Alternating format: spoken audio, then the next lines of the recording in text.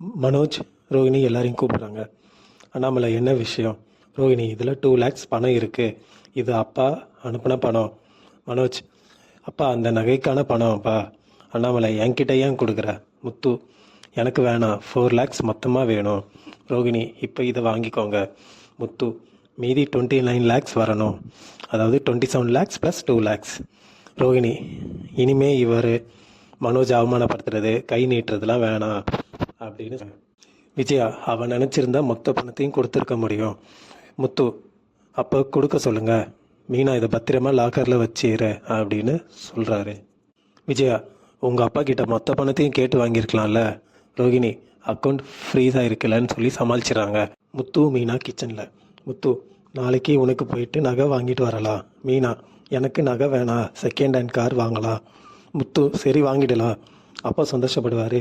மீனா, ஆனால் மாமா இப்போ இன்னும் சந்தோஷமாக இல்லை. முத்து, சரி வா பேசலாம். ஹாலில். முத்து, முதல்ல அம்மா கிட்ட போய் பேசுப்பா. அண்ணாமலை, பிரச்சனை பணம் இல்லைடா, அவ குணம்தா. 3 லேடிஸும் டைனிங் ஹாலில். ரோகிணி, ஆன்ட்டிக்கு காஃபி கொடுத்தீங்களா? மீனா, அவங்க திட்டி அனுப்பிட்டாங்க. ஸ்ருதி, அவங்க ஏன் மீனா மேலே கோவப்படணும்? மனோஜ் மேலே தான் கோவப்படணும். மீனா, அவங்க கிட்ட இருக்கிற பிரச்சனையே நாம தான் சரி பண்ணணும்.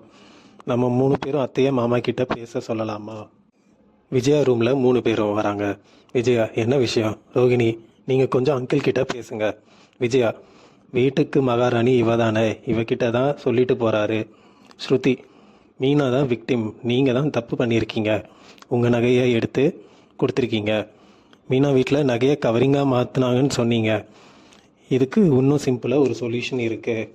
ஆன்ட்டியும் மனோஜும் மீனா கிட்ட சாரி கேட்கணும். விஜயா, பாத்தியா ரோகிணி, இவன் நைஸ் பண்ணி கூட்டிகிட்டு வந்துட்டுருக்கா. ஸ்ருதி, சாரி சொன்னாதான் என்ன? சாரி சொன்னால் அங்கிள் பேசுவார். வாங்க எல்லாரும் போகலாம். முத்துவும் செல்வமும் கார் பார்க்க வராங்க. செல்வம், இப்போ உனக்கு கார் எதுக்கு? முத்து, எக்ஸ்ட்ரா வருமானம் வரணும். இதோட எபிசோடிங்க முடியுதுங்க.